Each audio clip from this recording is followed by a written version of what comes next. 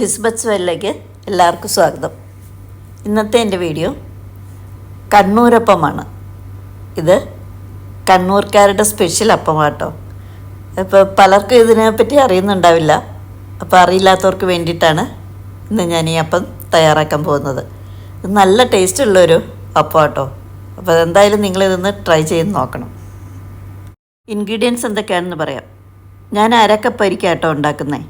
അപ്പോൾ അതിനുള്ളതാണ് ബാക്കി എല്ലാ അളവുകളും ഞാൻ പറയുന്നത്. അരി കുറഞ്ഞതൊരു 4 മണിക്കൂറെങ്കിലും നമ്മൾ കുതിർത്ത് വയ്ക്കണം. അരക്കപ്പ് അരി, പഞ്ചസാര 1/4 കപ്പ്, ചോറ് 1/4 കപ്പ്, വെളുത്ത ചോറാണെങ്കിൽ നന്നായിരിക്കും, മൈദ 2 ടേബിൾ സ്പൂൺ, കുറച്ച് ഏലക്കാപ്പൊടി. മുഴുവൻ ഏലക്ക ഇടുന്നതിലും നല്ലത് എപ്പോഴും കുറച്ച് ഏലക്കാപ്പൊടി ചേർക്കുന്നതായിരിക്കും കേട്ടോ. കാരണം എനിക്ക് ഇച്ചിരി അബദ്ധം പറ്റി, അതുകൊണ്ടാണ് ഞാൻ പറയുന്നത്. ഈസ്റ്റ് 1/4 ടീസ്പൂൺ, പിന്നെ 2 നുള്ള് ഉപ്പ്. പഞ്ചസാര ഞാൻ 1/4 കപ്പാണ് പറഞ്ഞത്. നിങ്ങൾ മധുരം നോക്കണം. നോക്കിയിട്ട് കുറവാണെങ്കിൽ നിങ്ങൾക്ക് വേണമെങ്കിൽ കുറച്ചും കൂടെ ചേർത്ത് കൊടുക്കാം കേട്ടോ. കാരണം നല്ല മധുരമുള്ളതാണ് ഇതിന് കൂടുതൽ ടേസ്റ്റ്. ഞാൻ 1/4 കപ്പാണ് ഇട്ടത്, അതുകൊണ്ടാണ് 1/4 കപ്പ് പറഞ്ഞു. വേണമെങ്കിൽ 1 ടേബിൾ സ്പൂണും കൂടെ നിങ്ങൾക്ക് ചേർക്കാവുന്നതാണ്. ഇപ്പോൾ ഈസ്റ്റിന് പകരം സോഡാപ്പൊടി ചേർത്ത് വേണമെങ്കിലും ഉണ്ടാക്കാം. അങ്ങനെയാണെങ്കിലും സോഡാപ്പൊടി നമ്മൾ ഉണ്ടാക്കുന്ന സമയത്ത് മാത്രമേ ചേർക്കാവുള്ളൂ. അത് ഒരു 1/4 ടീസ്പൂണിലും താഴെ ചേർത്താൽ മതി. ഈ മാവ് അരച്ചതിന് ശേഷം നമ്മൾ പുറത്ത് എന്തായാലും ഒരു 7-8 മണിക്കൂറോളം ഇത് പുറത്ത് വയ്ക്കണം. അതിന് ശേഷം ഉണ്ടാക്കാവുള്ളൂ. ഇപ്പോൾ ഈസ്റ്റ് ഇട്ട് അരച്ചാലും സോഡാപ്പൊടി ചേർത്താണ് ഉണ്ടാക്കുന്നതെങ്കിൽ, ഇപ്പോൾ സോഡാപ്പൊടി ചേർത്താണ് ഉണ്ടാക്കുന്നതെങ്കിൽ ആ മാവ് ഒരു പുറത്ത് ഇത്രയും സമയം വയ്ക്കുക. അതിനുശേഷം ഉണ്ടാക്കാൻ നേരത്ത് മാത്രമേ സോഡാപ്പൊടി ചേർക്കാവുള്ളൂ. അതൊരു 1/4 ടീസ്പൂണിൽ താഴെ സോഡാപ്പൊടി മതിയാവും. ഇനി എടുത്തു വെച്ചിരിക്കുന്ന എല്ലാ ഇൻഗ്രീഡിയൻസും കൂടെ നമുക്ക് കുറച്ച് വെള്ളം ചേർത്ത് മിക്സിയിൽ നല്ലതുപോലെ ഒന്ന് അരച്ചെടുക്കാം. അപ്പോൾ ഈ ഏലക്കായാണ് ഞാനിവിടെ ഇട്ട് അരയ്ക്കുന്നത്. അത് ഇച്ചിരി അരയാൻ പാടായിരിക്കും. അപ്പോൾ ഏലക്കാപ്പൊടി വേണം നിങ്ങൾ ചേർക്കാൻ, അതാണ് ഒന്നുകൂടി നല്ലത്. അരച്ചെടുത്ത മാവ് ഈ ദോശമാവിൻ്റെ ഒരു കൺസിസ്റ്റൻസി ആയിരിക്കണം. അതിൽ കൂടുതൽ ലൂസാകരുത്, അതുപോലെ ഒത്തിരി തിക്കാവാനും പാടില്ല. നല്ലതുപോലെ തന്നെ അരച്ചെടുക്കണം. ഇപ്പോൾ ഞാൻ ഈ അരച്ച മാവിൽ ചെറുതായിട്ടൊക്കെ ഇങ്ങനെ ഏലക്കായുടെ തരി കിടക്കുന്നുണ്ട് കേട്ടോ. അതുകൊണ്ടാണ് ഞാൻ പറഞ്ഞത് നിങ്ങൾ ഏലക്കാപ്പൊടി ഇടാവുള്ളൂന്ന്. ഇനി അരച്ചെടുത്ത ഈ മാവിലേക്ക് 2 നുള്ളു ഉപ്പ് ചേർത്ത് കൊടുക്കാം. എന്നിട്ട് നല്ലോണം ഒന്ന് മിക്സ് ചെയ്ത് ഒരു 8 മണിക്കൂർ ഇത് പുറത്ത് തന്നെ മൂടി വയ്ക്കാം. 8 മണിക്കൂറിന് ശേഷം നമുക്കിതെടുത്ത് അപ്പം ഉണ്ടാക്കാം.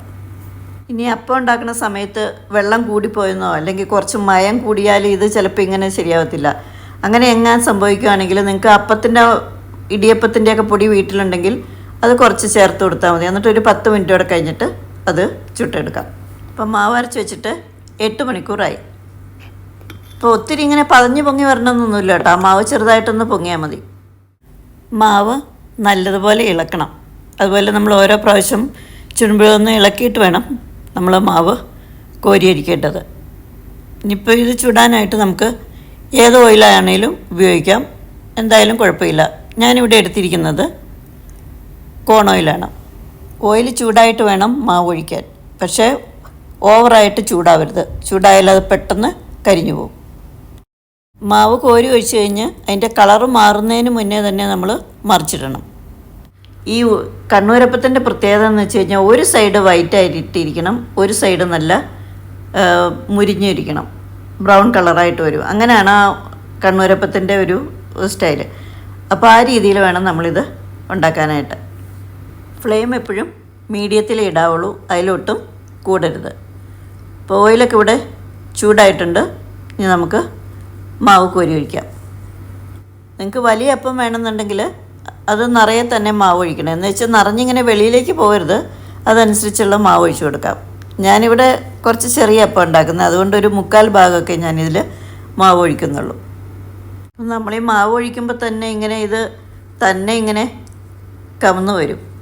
അപ്പം മറിച്ചിടാനായിട്ട് നമുക്ക് എളുപ്പമുണ്ട്. അപ്പോൾ ഈ പെട്ടെന്ന് മറിച്ചിടാൻ പറയണതിൻ്റെ കാര്യം എന്താണെന്ന് വെച്ചാൽ ആ ഒരു സൈഡ് അങ്ങനെ ഒത്തിരി കളറ് മാറി വരരുത്. അപ്പോൾ ഫ്ലെയിം കൂട്ടി വെച്ചാലും പെട്ടെന്ന് അതങ്ങ് ബ്രൗൺ കളർ വരും. അപ്പോൾ അങ്ങനെ വരരുത്. അതുകൊണ്ടാണ് ഈ പറയണത് ഫ്ലെയിം കുറച്ചിടുക, പെട്ടെന്ന് മറിക്കാൻ. പിന്നെ മറിച്ചിട്ടിട്ട് നമ്മൾ ആ സൈഡ് നല്ലോണം മൂപ്പിച്ചിട്ടാണ് പിന്നെ എടുക്കുന്നത്. അപ്പോൾ അങ്ങനെ മൂപ്പിച്ചാൽ മതി, അപ്പം നന്നായിട്ട് വെന്തിരിക്കും. ഇപ്പോൾ എല്ലാ അപ്പവും മറിച്ചിട്ടിട്ടുണ്ട്. ഇനി മറിക്കേണ്ട ആവശ്യമില്ല. ഈ ഒരു വശം തന്നെ കിടന്ന് നന്നായിട്ട് മൂത്ത് വരണം. ഇപ്പോൾ ഒരു സൈഡൊക്കെ ഒരു നന്നായിട്ട് മൂത്ത് വന്നിട്ടുണ്ട്. ഇനി ഞാനിത് ഒത്തിരി അങ്ങനെ മൂപ്പിക്കുന്നില്ല, ഞാനിത് എടുക്കുവാണ്. നിങ്ങൾക്ക് വേണമെങ്കിൽ ഇത് കുറച്ചും കൂടെ മൂപ്പിച്ചെടുക്കാം.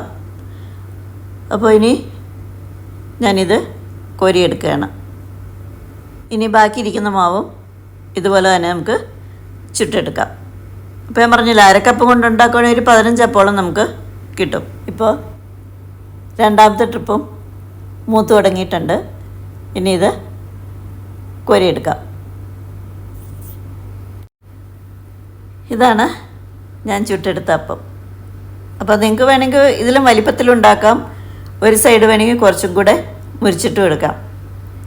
എങ്ങനെയാണെന്ന് വെച്ചാൽ നിങ്ങളുടെ ഇഷ്ടം പോലെ. എന്തായാലും ഇത് നല്ല സോഫ്റ്റ് ആട്ടോ കഴിക്കാനായിട്ട്, അതുപോലെ നല്ല ടേസ്റ്റും ഉണ്ട്.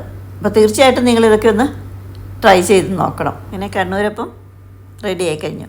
അപ്പോൾ നിങ്ങൾ കണ്ടല്ലോ എങ്ങനെ ഉണ്ടാക്കണമെന്നൊക്കെ. നല്ല എളുപ്പമാണ്. അപ്പോൾ നല്ല ടേസ്റ്റുള്ള ഒരു അപ്പം കേട്ടോ. അപ്പോൾ തീർച്ചയായിട്ടും നിങ്ങൾ ഒരിക്കലെങ്കിലും ഇതൊന്ന് ട്രൈ ചെയ്ത് നോക്കണം.